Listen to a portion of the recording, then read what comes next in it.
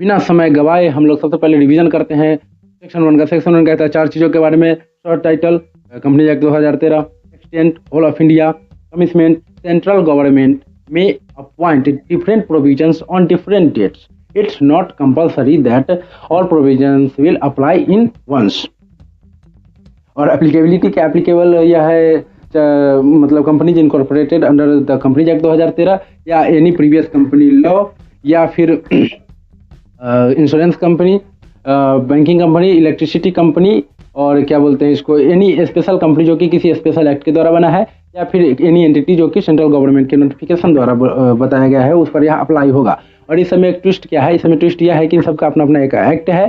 तो अगर दोनों में लड़ाई हो जाता है, मतलब कंपनीज एक्ट और इन सब के एक्ट में लड़ाई होता है, तो वह इन सब का एक्ट ही जीतेगा, ना कि कंपनीज एक्ट जीतेगा, क्योंकि इन सब का अपना अपना एक एक्ट है।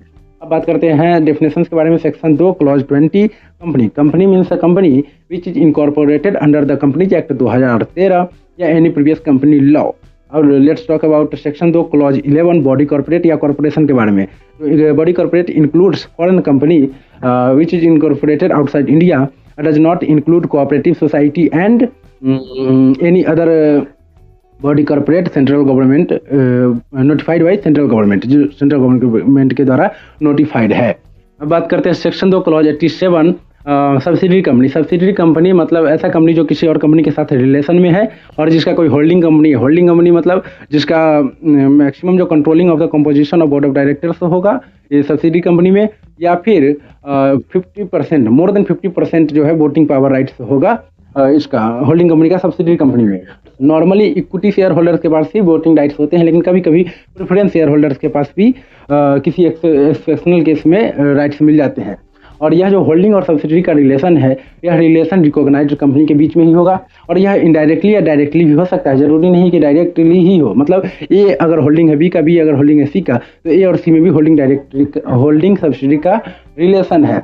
और क्या है कि composition, controlling of the composition of board of director means appointing या रिमूविंग ऑल या majority of the board of directors जो है उसका कंट्रोलिंग पावर जो है वह होल्डिंग कंपनी के पास में है। और क्या है कि इसका जो मैक्सिमम लेयर्स है जो कितने सब्सिडरी तक जा सकता है या प्रिस्क्राइब्ड है होगा सेंट्रल गवर्नमेंट के द्वारा रूल्स में। अब बात करते हैं section 2 clause 46 holding company. Holding company means a company जिसके पास सब्सिडरी कंपनीज होगा। अब बात करते हैं section 2 clause 6 associate company. Associate company in relation to another company has significant influence in this company और joint venture also included in the associate company. और explain करते हैं इसको। जो significant influence means at least control of at least 20% of voting power rights and control of the या compare या फिर participating in the business decisions in the company. Joint venture मतलब दो कंपनियां या दो से ज़्यादा कंपनियां आपस में मिलकर अपने प्रॉफिट शेयर लॉस को सबको आपस में बांटती है, तो यह जो है वह जॉइंट वेंचर कहलाएगी। Section 2 clause 68 private company means a company जिसका paid up share capital as may be prescribed and which by its articles, जो कि restrictions to share their transfer of shares and number of the member of limit means the limits the number of members to 200 except one person company, or prohibits to transfer या public invitation, prohibits to public invitation for subscription their securities। Note क्या है इसका? Note यह है कि only मतलब prohibits क्या है, रिस्ट्रिक्शन किस पर होगा?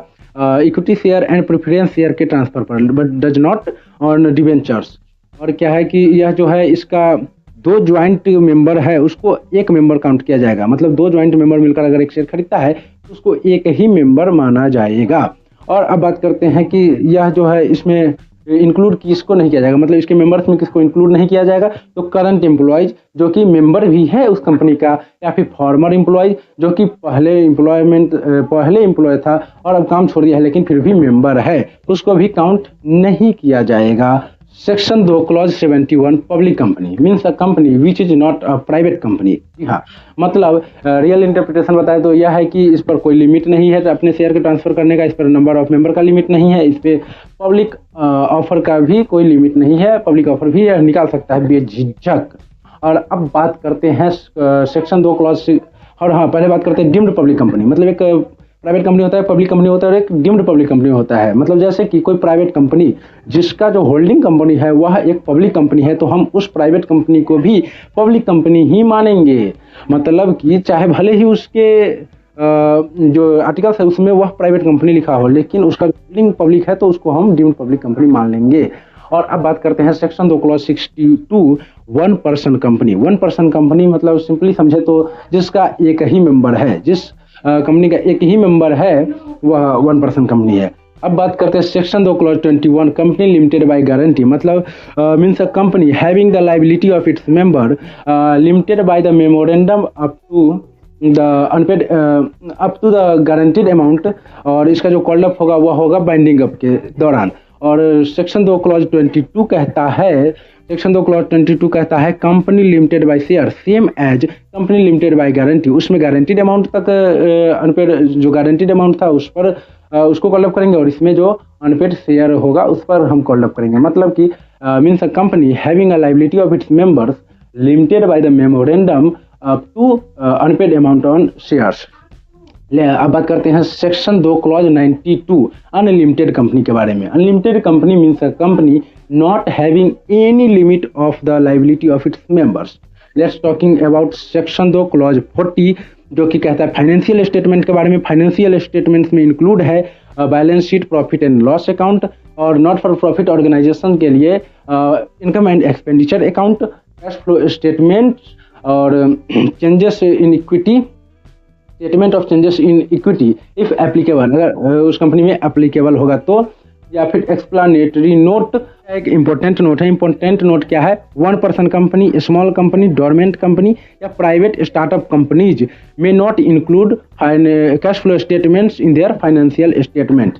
अब बात करते हैं सेक्शन 2 क्लॉज 41 जो कि कहता है फाइनेंशियल ईयर के बारे में। फाइनेंशियल ईयर तो हम सबको पता ही है, 1 अप्रैल टू 31 मार्च। और अगर कोई कंपनी चाहे तो वह फाइल कर सकता है एप्लीकेशन सेंट्रल गवर्नमेंट को for changes there financial year.